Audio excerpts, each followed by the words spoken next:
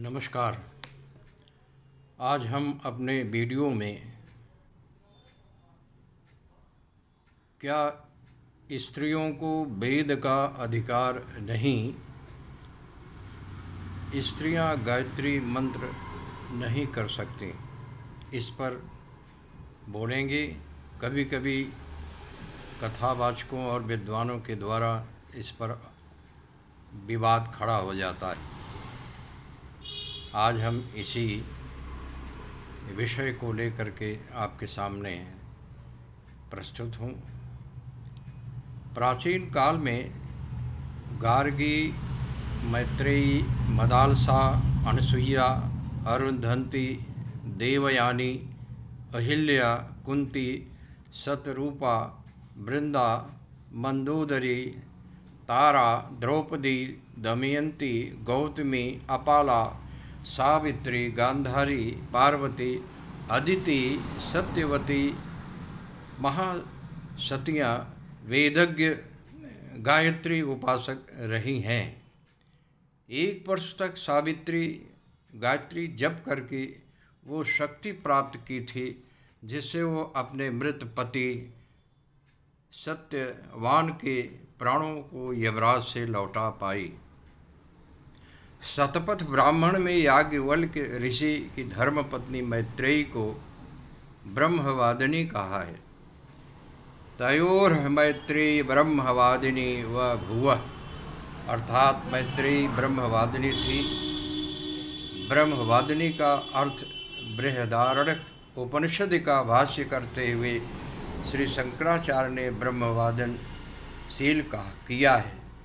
ब्रह्म का अर्थ वेद है। ब्रह्मवादन शील अर्थात वेद का प्रवचन करने वाली।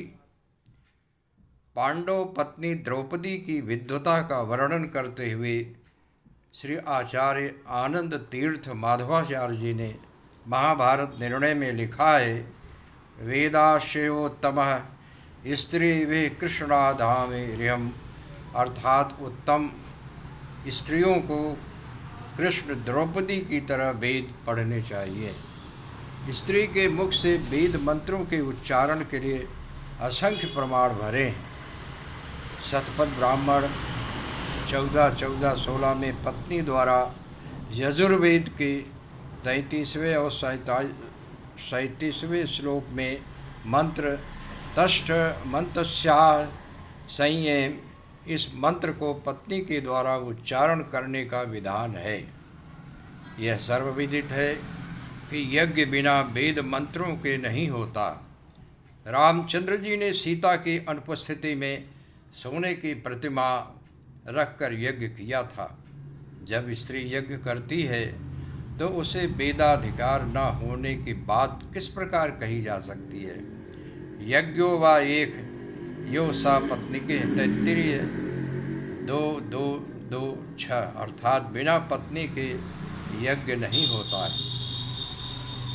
वाल्मीकि रामायण में कौशल्या, कैकेयी, सीता, तारा आदि नारियों का वेद मंत्रों का उच्चारण, अग्निहोत्र, संध्योपासन वर्णन आता है। संध्या काले मनश्यामाः ध्रुवे सतति जानकी, नदी चेमा शुभाजलम संध्या वर्धवादनी।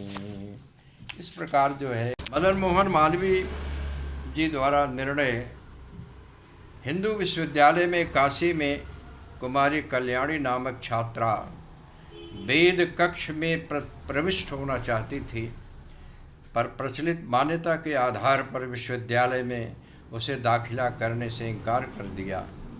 अंत में विश्वविद्यालय ने मदन मोहन मालवीय जी की अध्यक्षता में एक कमेटी बनाई, जिसमें धार्मिक विद्वान शामिल किए गए। कमेटी ने शास्त्रों का गंभीर विवेचन कर निष्कर्ष निकाला कि स्त्रियों को भी पुरुषों की भांति वेदाधिकार है। निर्णय की घोषणा 22 अगस्त 1946 को सनातन धर्म के प्राण समझने वाले महामना मालवीय जी ने की।